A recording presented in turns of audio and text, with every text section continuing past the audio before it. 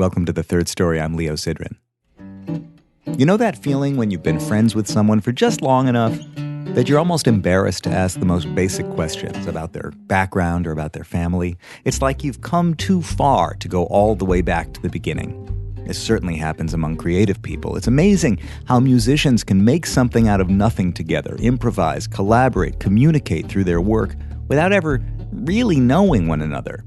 For example, not long after I met Lauren Henderson back in the spring of 2017, I sat down and I wrote a song for her to sing. Lauren has a sultry, breathy, intimate sound that's both knowing and somewhat withholding also. There's a darkness, which she calls spooky, to her aesthetic. But she's also clearly a romantic, and I could imagine her voice singing these words. You burn just like a fire. You cut just like a blade. You walk along a wire and claim you're unafraid. When you've been profane and when you've been devout, I can feel your pain from the inside out. Sometimes during these conversations, I don't know my guest at all. Or maybe I just know their music or their work. Maybe we have a mutual friend or two. Maybe I know almost nothing and I'm going into it cold and curious, just waiting to hear the words that come out of their mouth. In the case of Lauren, it's a little different. I mean, by writing music for her to sing, I had actually put words into her mouth. I can feel your body so close to mine, knowing there's so much that you keep inside.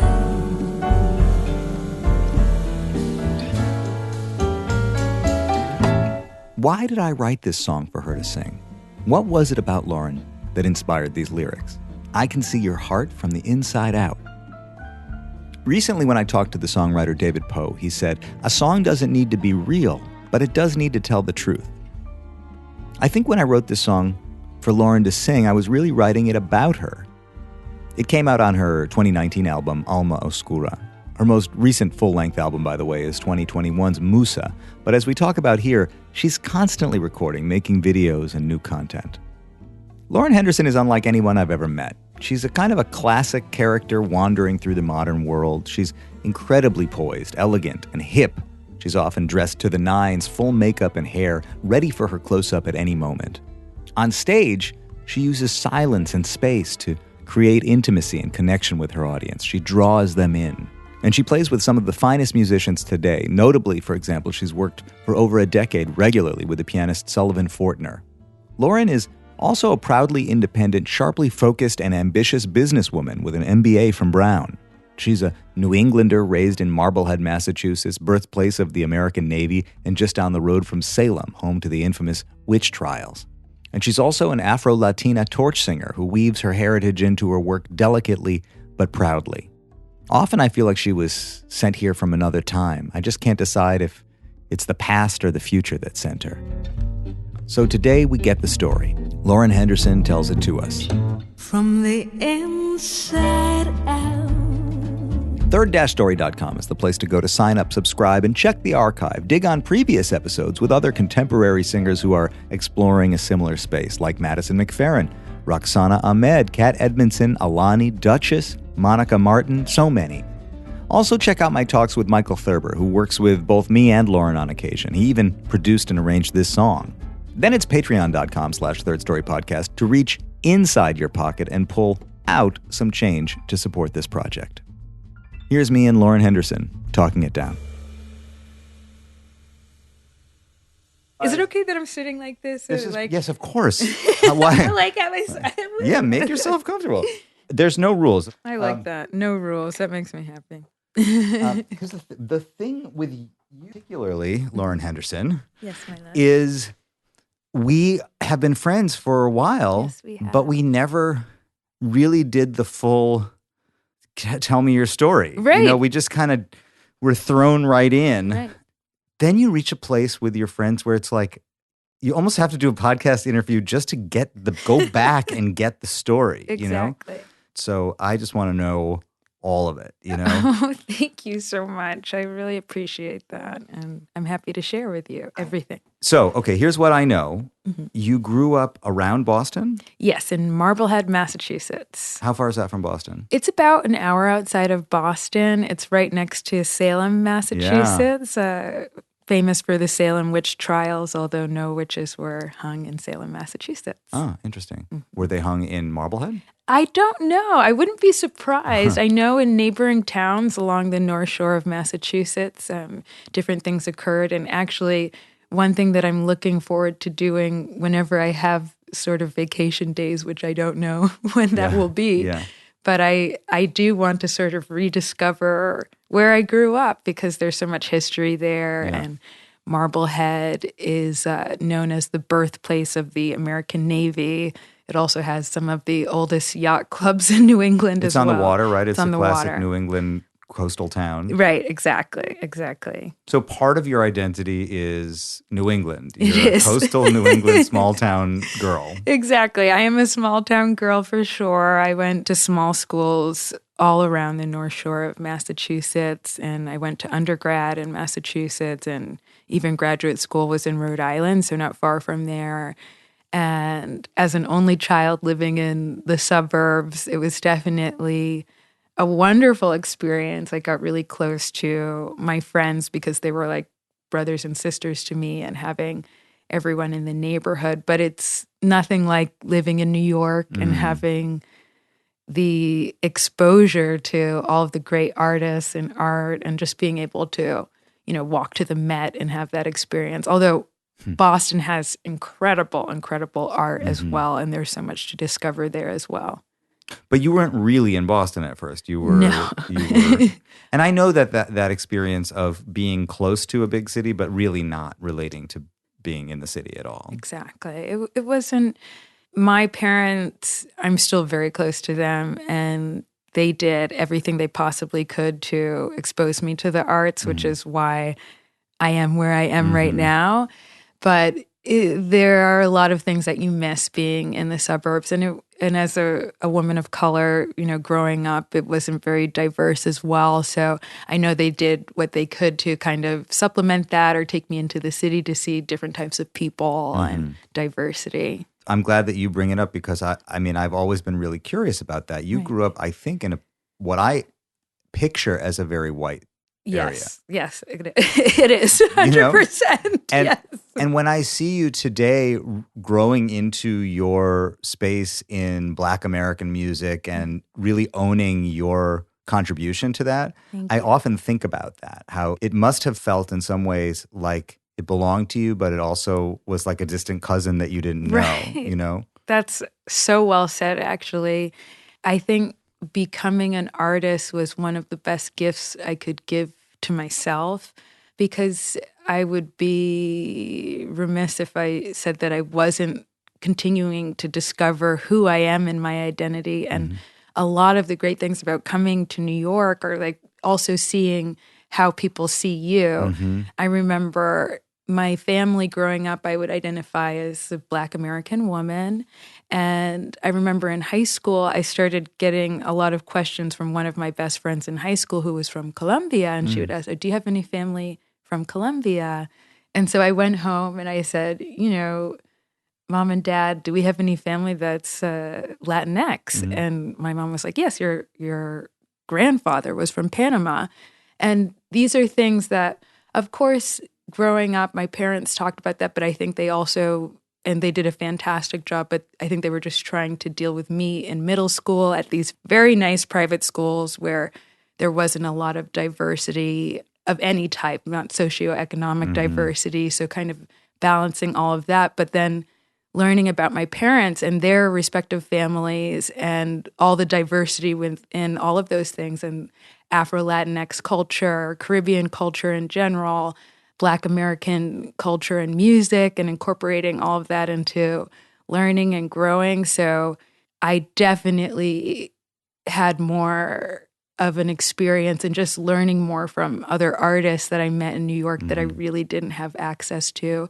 Even at the schools that I attended, they're wonderful and they champion diversity, but I didn't go to conservatory or anything. So I didn't have the opportunity to speak with other young creatives of color really until I came to New York. What do you think led your parents to settle and raise their family in such a white space? That's a great question. And I think they grappled with that at different times. They definitely take mental health and education very seriously. My parents also had me, especially for their generation, probably what some would consider later in life. Side, yeah. And so that is a really important part, because even hearing how their parents were, like my mom's parents were both immigrants to this country. So a lot of why I had to also rediscover Spanish is because when my grandfather came here, he wanted to assimilate. So he didn't want anybody speaking Spanish in the house, and he just wanted to blend in with everyone else, which I can imagine in the 40s and other times that was really what was most important for them, and almost a survival mechanism, especially in Boston and the history of Boston. I just think of my parents going through all of that. My parents, were there in the 60s, and they grew up there, and they just wanted me to have all of the opportunities that they didn't. And I'm so grateful to them. They both grew up in Boston. They both got graduate degrees. They both had incredible careers and worked really hard to be in a better financial place. Were they academics? My dad was at MIT for 31 years, and my mom worked for Fidelity Investments. She was one of the only women of color who was a senior vice president. So I can only imagine. And then one of the only women in general. So they made all of these incredible sacrifices. And at the time, I think that was the best they could do. I mean, they sent me to some of the best private schools in New England. And a good only child gets emotional talking about their parents. Mom and dad. I love them, And it's great. Like, as we get older now, we're like, maybe one day I'll be a mom. And I just think of all of the things they sacrificed for me, and I'm so, so grateful. But yeah, it was hard. And I think about now that I'm starting to think, as I'm not a parent, but as an auntie right now to a lot of little ones, like, what's the best way of explaining this? Or like, what are the pros and cons of the situation? What are we exposing our little one to? And I think they did a great job. The most important thing is they always communicated with me, and they always tried to make me feel like if I needed to talk about something, I could.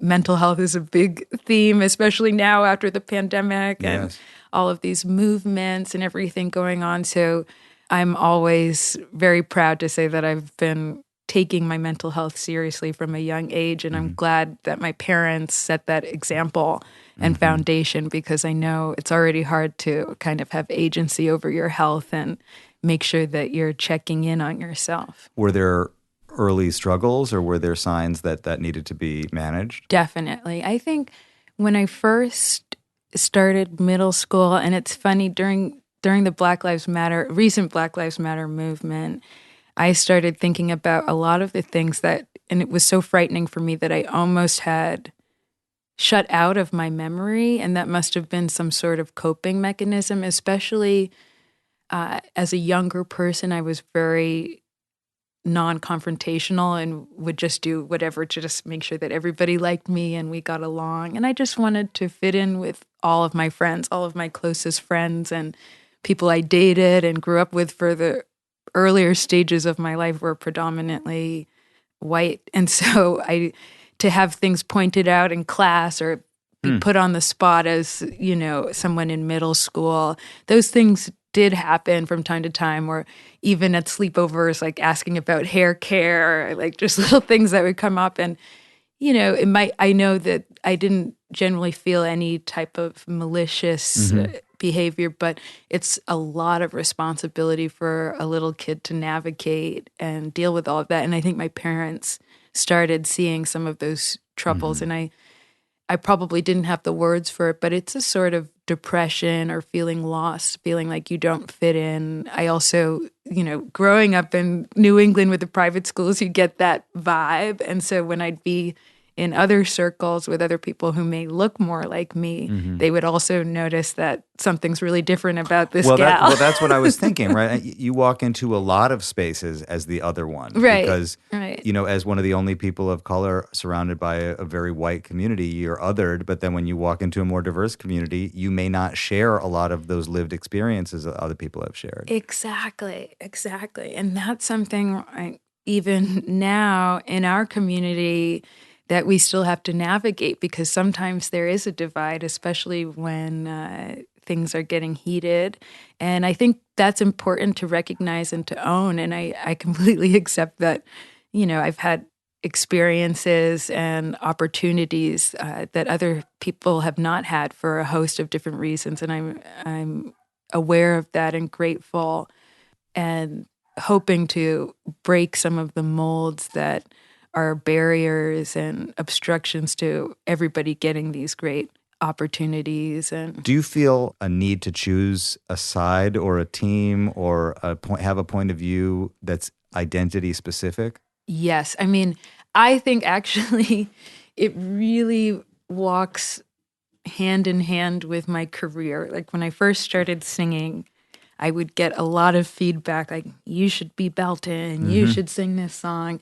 And I would listen to it. I wouldn't always do that, but I would take it to heart, because when I moved to New York, I was just like, I didn't think that people would ever pay money to listen to me sing, because I didn't even have formal training. And you hear about New York and they say, if you can make it here, you can make it anywhere. So I knew quickly too, just checking out some music and different jazz clubs in the city. I was like, oh, this is a serious scene. Like there are some brilliant people here, and it's going to take a lot of work and dedication and honesty with myself about things that I'm good at and things that I'm not so good at to make it in any way. And then when it started opening up to me a little bit, a lot of people had their 2 cents or $20 to put in.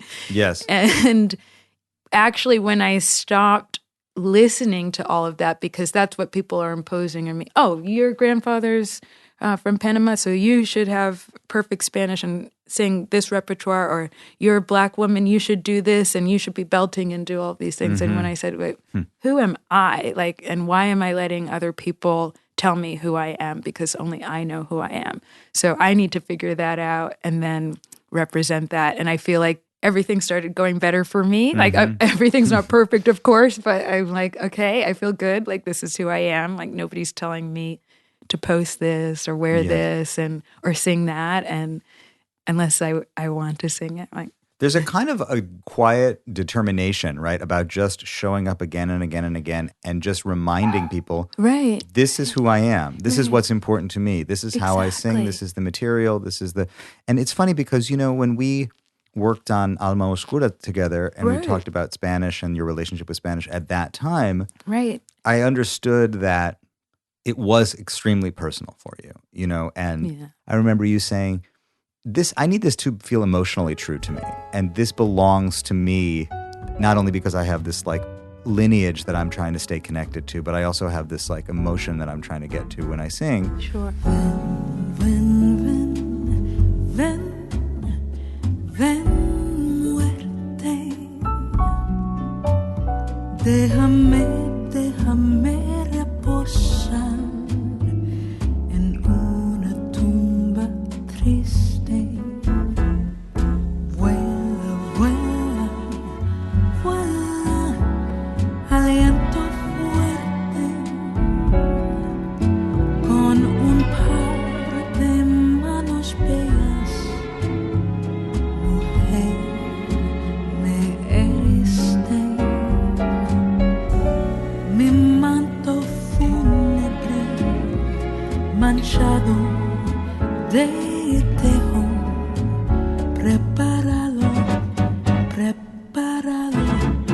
oh, ven muerte, termínalo, oh, ven muerte. It's good to be aware of things. Like I want to put out music and art and information that can inspire and inform. And then there's a blend of those two things. So if I have something that I'm not executing perfectly, but there's a reason behind that, and I also would like to be, to all who will listen, is a voice to those who may kind of fit in these different boxes that we're supposed to fit in. And if you don't perfectly fit in one of those boxes, but you kind of are a blend of all of them, we're that new generation. Like, I know there are lots of people who are identifying different ways, who maybe there's a language associated with their culture or they're expected certain things, but this is part of the diaspora and the beauty of blending cultures and sometimes what happens along the way. And also, it's a great, honest way to be vulnerable to your audience. Like, I am not perfect. I'm not going to pretend like I was born in Panama because I was not. Yeah. And so, there are going to be moments, but of course, as artists too, we want to, put our best foot forward. And I'm still learning from that. Like, what am I ready to share with the general public? Like, just releasing some live tracks.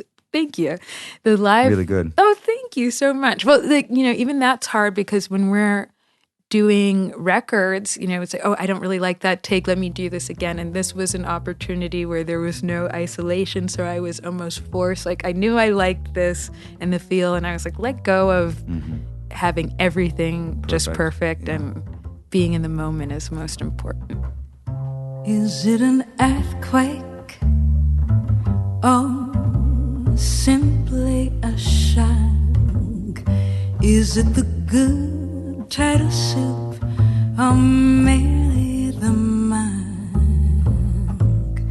Is it a cocktail, this feeling of joy?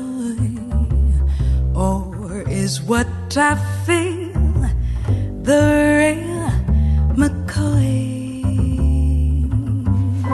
Is it for our time or simply I went to undergrad for music and Hispanic studies. At Wheaton, which is not the place that you would necessarily identify with Hispanic studies. Exactly. Right? It's exactly. a really small little liberal arts college. Is it all female school? It is no longer, but it's one of the Seven Sisters. So it's actually one of the first women's colleges. So I was a field hockey player in college, which is a fun fact that a lot of people don't know about me. So our games against Wellesley were very high stakes. Yeah. Right. I saw that it was known for its athletic program as well. So were you an athlete? Yeah, I was a varsity athlete. I was actually recruited to go to this school. I was doing Nike field hockey camps, and I was admitted to this program that's called the Futures Program. For people who aren't familiar with it, I would say it's similar to like AAU for basketball, and it feeds into the Olympic team. So I had pretty good, I used to have jets. Now it's like, I'm lucky if I make it to the gym. So were you more, would you say, focused on athletics than you were on music, or was it a divided thing? I loved both, and it's sort of a happy memory and also cringeworthy. Like, I remember when my coach, and she was always so supportive of me, which is rare a lot of the times, especially in varsity sports in college. But she really encouraged me, and I remember when I told her I wanted to join jazz band and I might have to miss one, like we get our whole calendar, and I might have had to miss one of our late practices, which is a big deal to ever miss practice. I think you only get to miss 3 and you're off the team. So I told her that, and then at one point, as we got through the season, my coach thought it would be a good idea on home days for me to sing the national anthem. And so I would do that. That was hard because I would compartmentalize at that time, like my love for jazz and being a member of the college jazz band and all of that. And then Lauren, as a competitive, or like Henderson, that was my name. That was your name, Henderson, the field hockey player. So then to go get ready to beat the other team, but then sing the national anthem right before. That was really challenging for me. And even at that age, I know my coach was doing something that actually helped me down the line, but it would have been helpful for me to even be able to talk through that with her. But seeing how much your path and your career can influence your ability to communicate with people and say, like, this is going to be really good for me, or this is helpful, or like, this is not what I really want to do. Yeah. I know how fixated you've been on not being conservatory trained over the years, as am I. Right. I have a history degree. I don't know if we I ever didn't talked know about that. but I had no idea. I am not a formally trained musician either. And I know that there are massive absences in my training. You know what I mean? I just know, and you just fill it in and you work it out and right. you pick it up. But that experience of athleticism, I think, is really interesting because what you do have is enormous work ethic and hustle. Thank you. That's like, as we know, you have to have the music together and all of that creative development and what am I and what am I not, shedding all the external things, figuring out what your sound is and figuring out what your contribution is. And then you're just getting started at that point. Then you have to like do all the work. And you have a label, you constantly booking and organizing and producing and sort of making plans and figuring out what the next thing is, and all that work that goes in that's kind of invisible, people don't see, that you need to have. And I wonder if some of that is a kind of the result of all of that experience of training and working, To think of the things that we went through. In college sports, even, I'm sure it changes over time, and even now, the focus and what makes the best out of athletes, but the mental toughness or just going into college early and having these upperclassmen who have spots on a team, and it kind of prepares you for the entertainment industry. Like every time you're invited back to the program to try out again. So even if I was starting on every single game, next year there could be a freshman who can take my spot. So I better show. This is what we do Right. every time we write a song, play a gig. I mean, you always have to start over. You always have to go back. Exactly. And coach or the audience remembers like how your last game was or how you did in that last practice and if you'll be starting or how much time or minutes you'll get in a game. And then also, I think that I've come to a point now where like it's okay to cry. I used to be someone who even the people closest to me had never seen me cry because I always wanted to be that happy person that lifts everybody else up. And having so much control of that, while it's impressive in some ways, and even maybe as a woman and as an athlete and as the only woman of color for sure on my team, and maybe I don't, at least when I would go look at all of the field hockey teams since Wheaton College started, I didn't see any other women of color, but maybe I was wrong. But I never heard of those players. So knowing, that I had one of those spots or that I was one of very few women of color. Did it make you feel like a trailblazer? Did it make you feel like you were expected to represent more than just yourself? In the environment that field hockey was, and not so much at Wheaton itself, but the competitive varsity collegiate field hockey, I definitely, and I think my parents witnessed this from an early age of me being a talented athlete in field hockey and lacrosse, which are, at least in New England, predominantly white sports.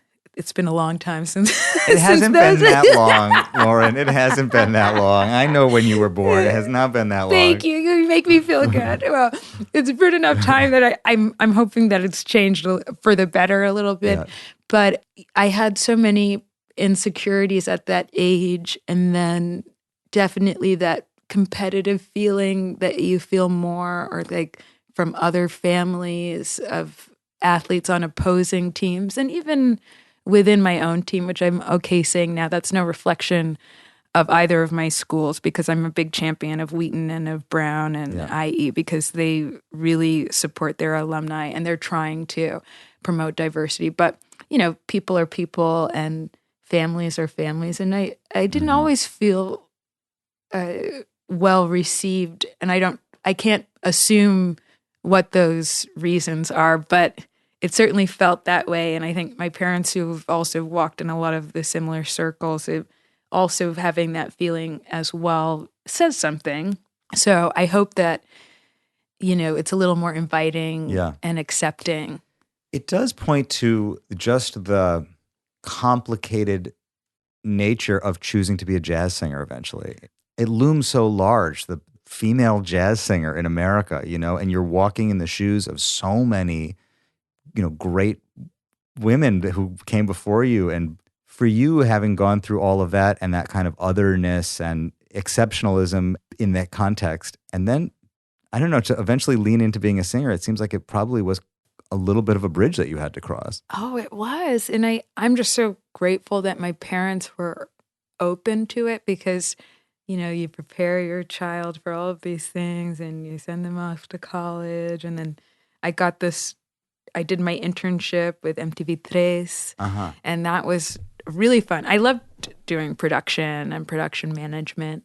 Where is MTV3? Is it in Miami? Well, they have different locations. They have one in Miami, but they also have one at 1515 Broadway. At least they did at the time. Yeah. And right in Times Square, I'd be there. So I interned there right out of high school, and then I did an internship the following summer in London at their Camden office. No idea.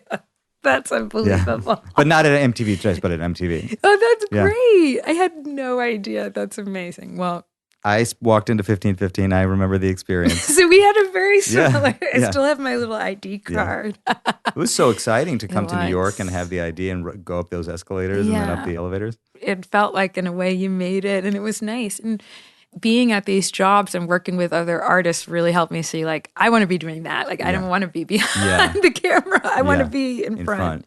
But it was so good to learn everything else, especially the management skills, because now, very recently, I am working with a manager and a booking agency, and I have so much appreciation for them. And I'd like to think I'd have that amount of appreciation for them. But now it's like... Because you had booked yourself for so long. Exactly. And they came just in time, because I was sort of getting to my personal breaking point of, like, I've got to sleep at some point, like, in the day. I find booking to be a great diversion. It's a good procrastinating diversion for me from doing kind of the harder work. I mean, it's very hard to do it. Oh, of course. It's so hard to do the emails and the texting and the following up and the press kit and all this stuff. But, like, if I have a really hard thing that I'm putting off doing, that tends to be when I write those emails. Me too, actually. No, it's true, because it's a type of work that you do have to kind of hunker down, but you know what you're doing, and it's sort of like, okay, this is the general. I shouldn't give away all of the information, but But the story doesn't really change from pitch to pitch, So once you kind of know what you're doing, you just have to do it again and do it again and do it again. Exactly. It's like, here I am, take me or leave me. I love developing. I find it to be a privilege, and what a wonderful way to move through the world, to develop relationships with the venues and musicians in different places and audiences in different places. That's my favorite part. And that is something that, no matter if it's a team of 1 or a team of 20, you have to keep valuing that and lifting that up. And I think that is my favorite part. I feel like there's nothing better than going to a venue that feels like home already. Like, oh, I know this. Oh, I feel great on the stage. Oh, I love the manager. Everyone. And you develop a relationship with the audience also. Right. And I think it's easy at times to say, oh, well, they're not paying me enough, or they're not giving me this, and they're not giving me X, Y, and Z. But especially before this, but even during the pandemic, I think of these venues who are doing literally everything they can to keep their doors open and keep music alive. So it's just kind of reaching some sort of balance and understanding that we're a community and we have the same goal, right? And that's half of the battle. So I think it's a privilege to have those relationships. I'm so grateful to the venues that invite me back, and I love returning and starting new relationships as well. On the other hand, you and I both, I don't mean to make any assumptions about you, but you and I are both in positions where the extra $75 that we may or may not be getting paid doesn't mean we eat next week or not. You know what I mean? Right, absolutely. So I also have to be sensitive to musicians that sometimes what may seem like not seeing the forest for the trees is real. Absolutely. I think that's very fair and something that needs to be mentioned. And I always try to be mindful of that. Like some things I'm willing to do certain things that other people may not, and I respect their wishes. Again, I feel like communication is a great theme today because I love working with people and having relationships with fellow musicians where we can have transparency about those. And I think even for us to be so bold and say, like, there are some things that we can pursue together because we know that. And sometimes that extra $75 could be us like getting this awesome person on our show and us investing in yourself. In ourselves. Well, you are a big proponent of investing in yourself. I mean, when I see you going back into the studio and recording another live set of videos and like that is an understanding that you need to keep delivering. You want to have high quality material. Yes.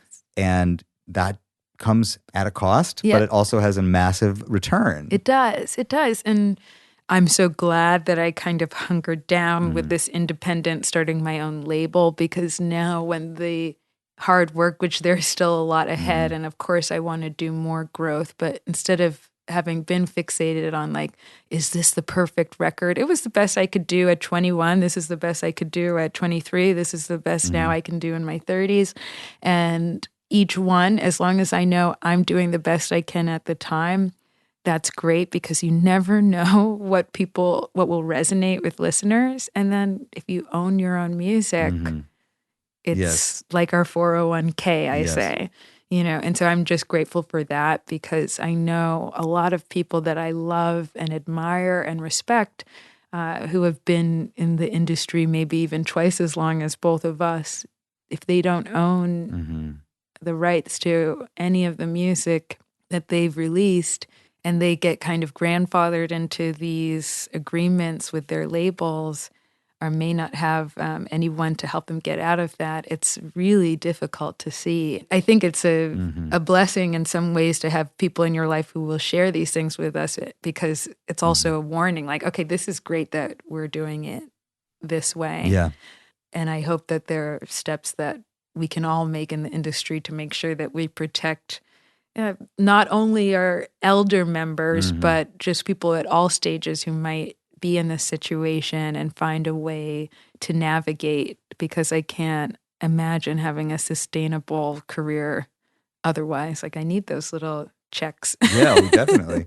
But even talking about this kind of stuff reminds me that, you know, you have an MBA. You went to, while building your career, since I've met you, you went to graduate school and focused on a business education as well, which is really kind of incredible that you did that while also putting your career together, you know, your music career together. Thank you. It was another great gift that I gave to myself. And people say, oh, what did you learn in business school? And you take accounting and you take all of these different courses. And of course you learn a great deal and write a lot and don't sleep. But I think alacrity and flexibility as an entrepreneur is the most important thing by far, because people come up with these brilliant business plans and then the pandemic hits. Like I'm in New Jersey and I'm next to, not to insult anyone who's part of this, but that huge mall of America, like the world has changed since the pandemic. So people started using online shopping who may have not done that before. And now we have this humongous mall and the way that society, nobody's there. And I know that they've run into financial issues, and not to blow up their spot, but just saying, so what are they thinking of? It's been cool to see other businesses, and I think even business schools. I think a mall is a lot like the record business. Right. It was a thing that made money, and now it doesn't because people don't need it like they used to. Exactly. We'll find our ways, and I like the flexibility of like, okay, now we want to do this, or I want to incorporate this into the brand, and just growing and expanding and evolving because we don't have to stay the same. But I think my approach to business, and even just sometimes education, is seeing like, okay, I got obviously a passing grade in accounting. I did quite well actually, but I don't like it. So I'll hire somebody to do that moving forward. And it's a better use of my time, and you learn about your productivity. Like if I'm doing something that's really taxing for me, then if I can afford to have somebody else do it and do it well and efficiently, then I'd rather have them do that. But at least I have the vocabulary, and at least I understand what they're doing instead of just trusting them literally with my entire life. Right. And right, of course. I think about that. I'm a terrible delegator. I recognize that the limits that I perceive in my life and career are really a result of being incapable or not comfortable giving away certain aspects of my work to people. Me too. It's healthy to not only know how to do it, but then know how to find somebody else to do it. Right, exactly. I don't know that I would have been able to feel comfortable or even have the trust to kind of do what I've been doing since the new year, which is sort of giving the reins to other parties and trusting them. Because I feel like the Lord of the Rings, like you have something, you've been, traveling through all of these difficult places and going here and there, and you have to maintain it, and to give it to someone else it's very scary. Yes. And it involves a lot of trust. But already I see how helpful it is for me to let go of some of that, because I am but a mere mortal. So far. So far. Something that is very clear about you also is that you are naturally comfortable with presenting an image. You're really comfortable on Instagram. You're really comfortable with photography. You love makeup and hair and clothes. And that has been part of the way you've built your brand. Yes, absolutely. Talking to you, I mean, we've been talking for an hour, and this extremely thoughtful conversation about how to build business and identity within your music. How much of that visual brand do you think is a part of what you're doing? Like, how do you see that in the kind of the framework of the whole thing? That's such a wonderful question, and I'm so excited to delve into that because, going way back to being a young person and going to private school, besides being the only person of color and navigating that, we had a dress code. And I understand dress codes and uniforms, and they have their pros and cons, but I always remember feeling like, well, I don't really want to wear khakis in a college shirt. Like, it would be cool to wear some tie-dye or whatever I wanted to wear at the time. And always feeling very limited in that expression. I knew I wasn't going to be some big designer in fashion, but as an artist, of course I felt like really restricted. Like this dress code really felt limiting. And then just for institutions in general to keep in mind, like that highlights things like wealth gaps or other things like that. But that's an aside. And then as an artist, I think just as we spoke about before, people telling you, what you should look like, if you're doing this, you do that. And after a while, even with my style, early dating, like I dated someone who would say, oh, you should dress this way or whatever. You go through these relationships. Some of them are unhealthy. And but you learn something, hopefully, from the experience. And I'm a feminist, and I always have been. My father's a feminist. My mother is. And to me, that's just respect and equality. And what I've had to navigate on the other side of things, besides dealing with questions or having to prove myself as a woman of color and my identity, and discovering who I am and how I want to be represented, that does come hand in hand with image, because I do like to wear makeup and I do enjoy dressing up and I do like taking sexy pictures, and I like celebrating sexuality and love and passion and all of these things. And that's okay because I feel like that's my choice and it's my decision. And I'm not doing that for anyone but me. And I think especially for women, and there's this, new wave feminism and all of these things, I'm really all about, and you see this across the genres, like with Megan Thee Stallion or whoever, like owning your sexuality. If you want to talk about this, it's your body, it's your choice. If you want to celebrate your body and, dance in the nude, then that's your choice. It's your body. Doesn't mean anything but that. And I really want to continue to push that, because it shouldn't be a question of, oh, well, she dresses this way or she's talking about sex and stuff, so she's not a feminist or she is setting women back. I don't want to hear these type of things, especially from other women. And have you? I mean, I can imagine that. Oh, yeah. It's complicated because I think maybe it's perceived as submitting to the patriarchy, right? Submitting to the male gaze, As a woman who also admires women, I want to dress this way, and I can admire another woman dressed that way. And I think it's about the presentation, or it's like if I choose to put makeup on and I'm just in the house by myself, I do that sometimes. And sometimes I feel great with no makeup on and I just want to walk around like, I woke up like this, But it's my choice, and it's understanding and owning the things that are imposed on us. And yes, I've seen it many times in my career, like even you see venues and the pictures they want to use or the parts of their bio that you'll mention. Especially in international travel, sometimes I see, depending on the venue, they might focus on one part of my culture more than the other. And I've had all of those experiences.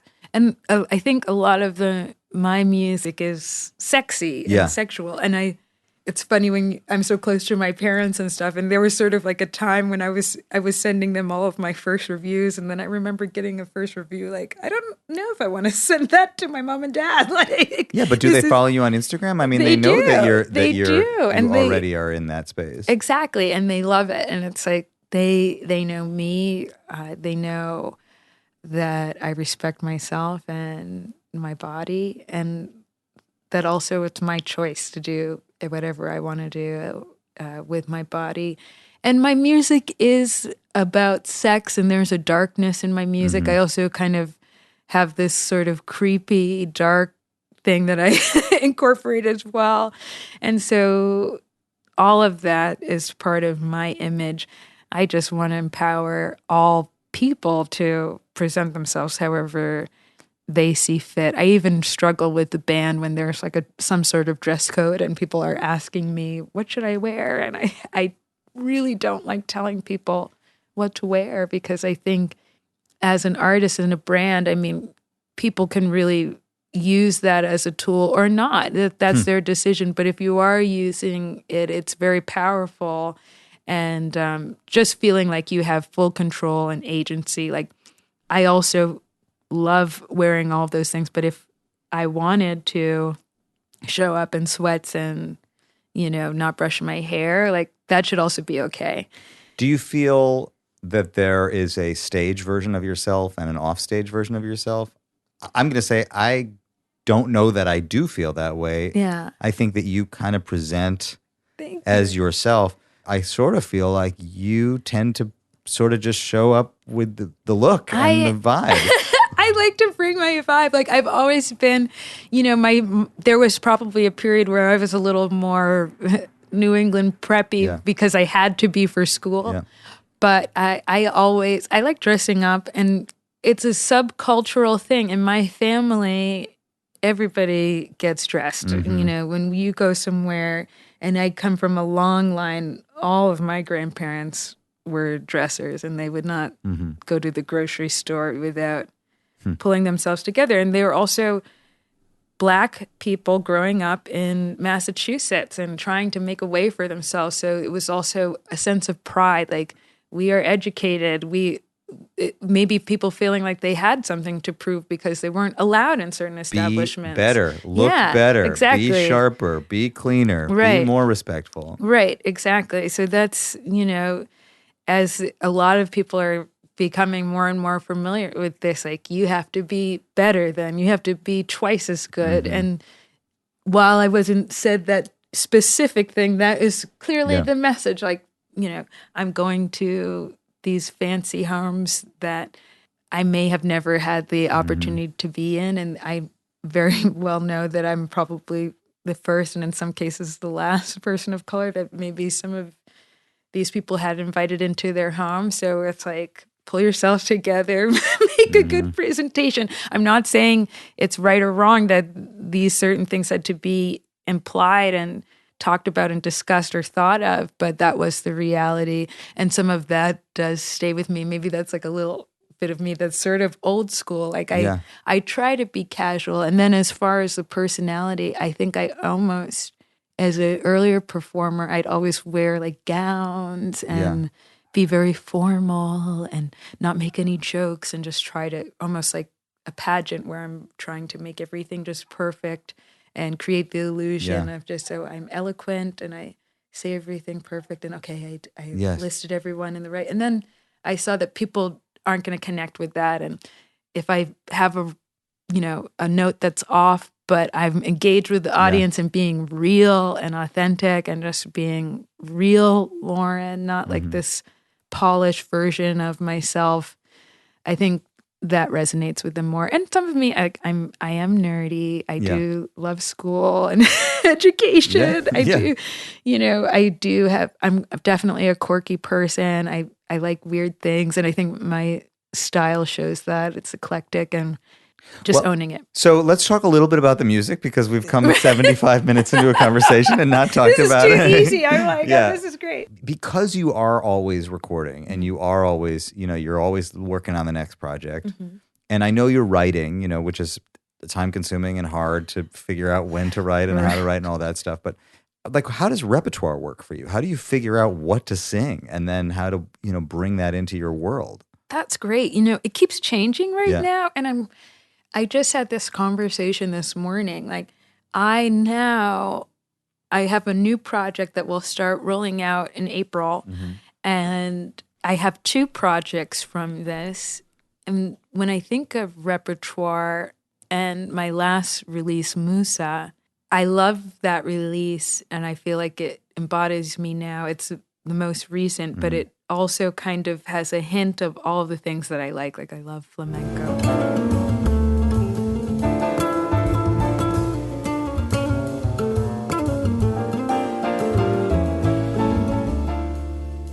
I love traditional music. Yep. I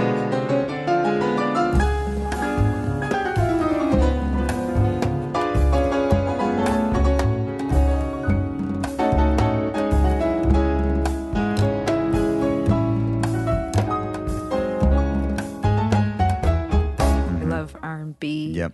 I love a little funk. Yep. Whenever skies look gray to me. And so it incorporates all of that, but it still, I feel, works together and there's like still my kind of common thread or vibe. Yeah. And I've been thinking about that a lot. And one other privilege and wonderful thing is like I finally feel like now that I'm starting to delegate some of my more administrative tasks to others, I can really focus now on having a clear space and meditating on how I see myself in the type of show that I'd like to see if I was going to see me, and then doing my best to get as close to that. So long story short, for this next recording, a lot of the songs I wrote, I was thinking about that. Like sometimes I sit with a set list and I say, I should put an original in, but for whatever reason, I don't feel like doing that original, no matter how well it did or anything like that. And that's important. So I want to keep writing things that I would perform, at least right now. And I've been actively working on curating that. So this is sort of my season. I think actually you're catching me at a time period where I'm about to kind of really do a lot of spiritual searching and get those things together as we get ready to tour and head around. And I also need to do that fairly quickly for the sake of my band member. Yeah. Yeah. But I love that image of imagining that you were going to see you. Right, right. Especially because it's not imagine that I'm going to see somebody else and what do I imagine knowing what I know about myself. Right. What would I want to see? What do I think? It's very hard for artists to actually sometimes see themselves, and ultimately I think when I really consider what a producer or a manager or these people that traditionally we have relied on, what they do, I think, is we ask them to help us see ourselves because we have a hard time seeing ourselves. Right. So that's a bigger deal than it might sound like, just to imagine, well, what would I want from myself? What do I think is my, what are the best aspects of what I do? Right. And, you and I have experience with the booking and booking yourself. And I think if you've done that for a while, like I've had conversations with people in the past week who are it seems like they're just embarking on this. Yeah. So I'll get a lot of emails like, oh, can you help me with this? Or can you ask your booking manager? And I'm saying to them, like, any of the bookings that I've had up to now, I did. Yeah. And you do have to, sometimes remove that emotional side and say, like, we are people, but like, you're selling something. Have you ever flipped out? I've flipped out a couple times. I have burned a couple bridges down, I feel like, when I just think that the conversation is so disrespectful or so problematic. And I know I should never do that. I mean, it's still our job to just always be great, but I definitely have had a couple moments where you just get so frustrated out there. We all have them. And I always, speaking of personas and how people view you, I always love that people say, oh, she's very nice and sweet and easy to work with and easygoing. But on the other side of that, like, people do take advantage of that. Yeah. And so, I don't like to have to show that side. But I had something recently where it wasn't the right situation. And then one of the people at the establishment spoke to me in a very disrespectful way. And I was like, you know what? I'm not going to finish the gig. Yeah. Goodbye. Yeah, yeah. And, it was dramatic, but I was like, I don't have to do this, so I'm not going to do it. Yeah. But also, I mean, that's as real as making yourself scarce sometimes. Right. Like, exactly. Set those boundaries. Right, exactly. Because I had to think about it. I was like, okay, I'm going to burn this right now. And I was angry, but I don't regret it still because it's more damaging to my career to let somebody disrespect me publicly and not address it like that. So I was happy that I did that. And there's something empowering about it. Like, you know what? I'm not shackled to any of this. That's right. No, you're not. And there's a certain amount of self-respect that you also get to maintain. Exactly. By doing that. Exactly.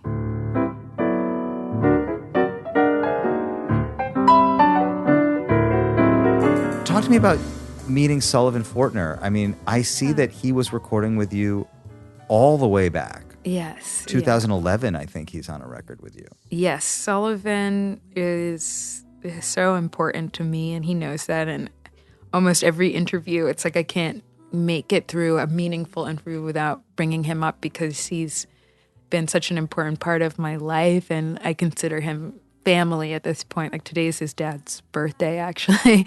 And, I met Sullivan through a wonderful drummer and perhaps the king of cymbals, Jesse Simpson. Oh, yeah. And I met Jesse, right? I was looking at your cymbal. No, here. Where's my Jesse cymbal? Where's the Jesse cymbal? There it is. Yeah, exactly. And I met Jesse at a party through my good friend, one of my best friends who's very important to me as well, Alex Brown. Mm-hmm. I met Alex because Paquito did a master class at Wheaton. Yes. And Wheaton is wonderful, and you can get a very fantastic liberal arts college, but of course that was a really special treat for our little jazz band because I think I'm one of the only people who do music professionally from the music department. And so I was studying piano at the time, and so they divided us with instruments. And when I met Alex, I was like, for sure, this guy is the same age as me. We actually then became friends, and he was at NEC, so I'd take the train and we'd hang out. And then after undergrad, we both moved to New York at the same time. So he was having a party with his roommates in Brooklyn, and he invited me, and I met all of these jazz people, and I was like, it was. What did you tell them? Did you say I'm a singer? I didn't. I said I work at MTV. I didn't even identify as a musician. I just thought I was just like some person hanging out with a bunch of musicians, you know. And I sing in college, but I knew enough to say, like, don't say that you're a singer to real musicians from Juilliard, especially at that time. So I was friends with them, and I think it was exciting for everyone because you also need friends who like want to come to your shows and support you. And then I was sort of in maybe the same type of interest in like someone who's in a different field because maybe they were tired of their friends from conservatory having to or go whatever. Trade the same $10 bill back and forth across the gigs. Exactly. So I would hang, and then Jesse said one day, Jesse and I became fast friends, and he said, I think you'd really get along with my roommate. And was he living with Sullivan? Yes, he was. Yeah, they lived together for many, and a lot of my early stages were with. There were a lot of really amazing artists that I love and admire who were in our orbit at this time because we were younger and we all dated different people at the time. We were all dating different people at the time. We were all traveling and following our own paths and move around. And Sullivan and I continued to stay together and work on our music and really just develop, family in every sense of the word. And so I'm grateful to him for that. And he's still a huge part of that. And it was cool to hear about Jesse embarking on the cymbals and then hearing from everyone about how brilliant and fantastic his work was, to the point where he's a great drummer. Yeah, he's incredible. And he started making these cymbals. People know about him, and it makes me so happy and proud and excited for him. And I think that's just wonderful. It's really fun to see where I've known, when I met Sullivan, it was very clear, even before I was immersed in the jazz scene, we'd hang and we were like inseparable. So we'd go places, and the level of respect that he would get from these other pianists. And it was fun to have like a different relationship with him outside of music, and then slowly kind of fall into that, much of what I thank him for. And he knows. He gave you a way to come to the music. He in many ways, he's never, and I appreciate this because it's important to my journey. I won't say, of course, he's helped me along the way, not in the traditional business sense, like he's never gotten me a gig or set up a very fancy introduction or any of those things. But that's fine because I needed to make that path on my own. But he has been there for me in every other sense of supporting me through recordings and development, being the first person I would show my original music to at all, being a mentor in some ways besides a best friend and like family and all of that. And then, of course, being just pure inspiration and seeing somebody at the highest level and having access and being around greatness. And it's when I sit across from any of the people that I've been so fortunate to work with, it's really cool when you say, wow, that person is one of my best friends and they're a genius. And it's amazing. I hear you say he didn't write the email, although he doesn't strike me as the guy that writes the email. But right, and that's what I think how we helped each other too, because I was so far removed from being a singer because I didn't, I wasn't singing and I didn't, you do have to see people receive you and see how because I I sing for myself, and I'm like, I think it's okay, but other people could hate it, or it could resonate with them. And before all of that was happening, I had a lot of management experience, so I would be there as like a sounding board for him and maybe help with a few things here or there on that side of things, where he would help me catch up my knowledge and get things together, or not make some of the errors that some of our colleagues would. Yes. And he would gently say that this is this, or this is that, or to be honest, I would say my best education for like etiquette and learning what to do, even before I was singing, was just hanging with all instrumentalists at their home, or like occasionally staying there, because I learned like, wow, when I become a singer, I don't want to do that, because I hear what they say. Right, exactly. Well, and it's interesting too, because I mean, starting out really like learning to sing professionally with Sullivan Fortner as your piano player, it's never going to, I mean, I think it goes both ways in the sense it's never going to be better than that. I mean, it'll be, not that it won't be better than that, but like you're starting with one of the greatest piano players alive, so you do, I feel in a way like that's when I was a kid, I started playing gigs with my dad and his friends, and he would bring people to town and I played drums with them way over. I'm not saying that but you know what I'm saying? Like, and you learn what it's like to make music on that level from the very beginning. You know what it's supposed to feel like, and you kind of have that experience of being there even before you're ready, but it gets you ready in a funny way. Absolutely. But now also you know when it's happening, when it's not, because you've heard it right so many times. I can imagine. So many times. Yeah, it's a double-edged sword. Yeah. I joke with him sometimes, especially at earlier parts of my career when I really started like touring and stuff. I didn't have the budget to bring him, and it's like if you, I don't know, dated Tyra Banks or something, and everyone's like, "Oh, I don't look like Tyra Banks," Like, I'm working with you. Like, we are two artists making a connection. So it can't, just like any relationship, we cannot create the same. It's going to be different thing. Exactly. So, and I love working with people who, it's not a comparison, but just like we're two people and we have a common goal and we're going to make art together in our way. And the art that I make with him is different. And I obviously love that since he's on everything I record, but...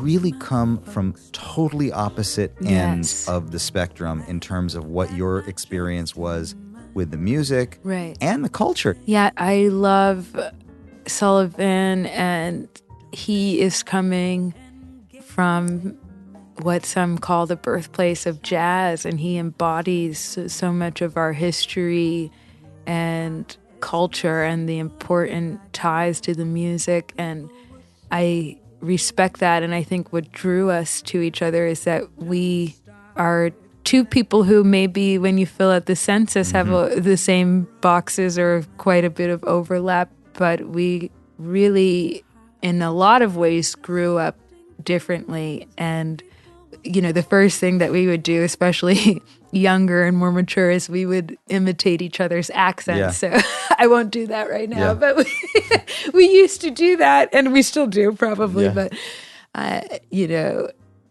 he was different than anyone I had ever met, even at university when they bring people from everywhere.